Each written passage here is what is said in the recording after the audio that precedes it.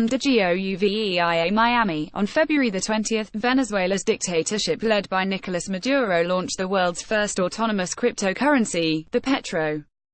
Maduro believes that the Petro will turn around the collapsing economy that's crippled Venezuelans, who are now facing the terrible effects of hyperinflation, 5,000% estimated 2018. According to Simon Constable, from Forbes, the Petro is Venezuela's version of Bitcoin. Read more. Behind the scenes, the demise of SBA, Recerca, Power Dominicana. The new cryptocurrency will be backed by the country's vast crude oil reserves, as well as gas and precious metals. National airlines will be able to pay in Petro or any other cryptocurrency for fuel and services associated with the airlines in the rendering of their services in Venezuela, said Maduro. He also ordered the elaboration of a manual for the payment of tourist services in the country through the Petro or any other virtual currency. As Maduro continues to advertise his new oil-backed cryptocurrency, PDVSA is to cut production once again after falling short of its 2017 goal. pic.twitter.com/fair-1nkjo, Professor Steve Hank, at Steve_Hank, March 1, 2018. State petroleum industry is called Petroleum of Venezuela, PDVSA*. However, it is widely believed by numerous economists that the creation of the Petro involves dark intentions related to money laundering. Carlos Vargas, the director of Venezuela's cryptocurrency superintendents SUPCACVEN, said on Friday that, following Maduro's orders, all airlines in the country must consider Petro and other cryptocurrencies as payment for tickets. Siguiendo instrucciones del presidente Nicolas Maduro, se autoriza a las aerolíneas el cobro de los boletos nacionales y internacionales en Petro y otras criptomonedas. Its vice president, Tarek El Aissami, is one of them. U.S. Department of the Treasury. The U.S. Department of the Treasury's Office of Foreign Assets Control, OFAC, designated Venezuelan national Tarek Said and El Aissami Mada, El Aissami, as a specially designated narcotics trafficker pursuant to the Foreign Narcotics Kingpin Designation Act, Kingpin Act, for playing a significant role in international narcotics trafficking. El Aissami is the executive vice president of Venezuela. Read more. Travel ban 2.0, North Korea, Chad, and now Venezuela. And even though Venezuela owns the largest crude oil reserves in the world, its corrupt management has led its main income into bankruptcy. PDVSA, Venezuelan state oil company, has run out of cash to pay its external debt. According to Moody's, Venezuela owes $141 billion to bondholders, oil companies, airlines, China, Russia and other creditors that led the government to default in November.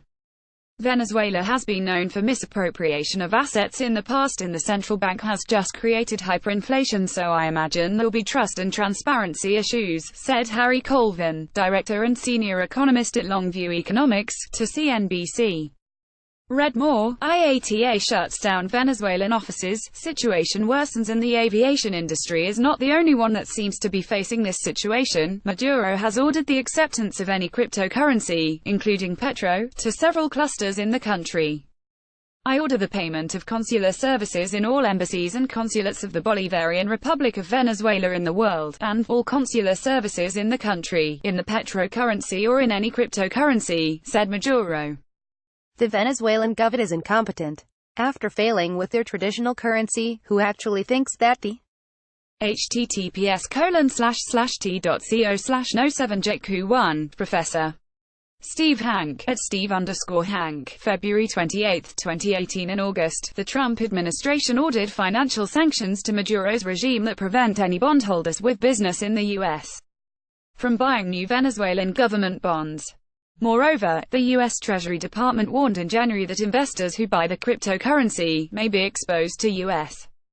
sanctions risk, and the Venezuelan National Assembly declared Petro as an illegal currency ahead of its launch. The pre-sale of Petro already began with $60 per token, considering it does not give investors any ownership stake in Venezuelan oil. The government is trying to sell $2.3 billion worth. Read more. Venezuela's dispute with Aruba, Curaçao forces Avior Airlines to drop flights, and as far as the airline industry is concerned, receiving Petros in exchange of tickets might become another operational hazard for both domestic and international carriers in Venezuela.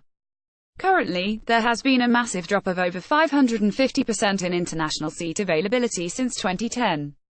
Numerous international carriers have chosen to axe their routes to the Venezuelan capital city, citing economical instability, safety concerns, and the growing debt of $3.8 billion that remain trapped in the country.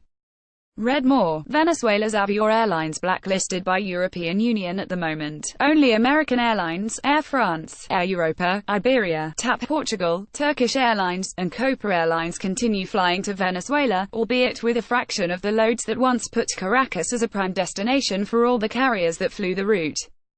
All these carriers had all been allowed to sell their tickets in US dollars only.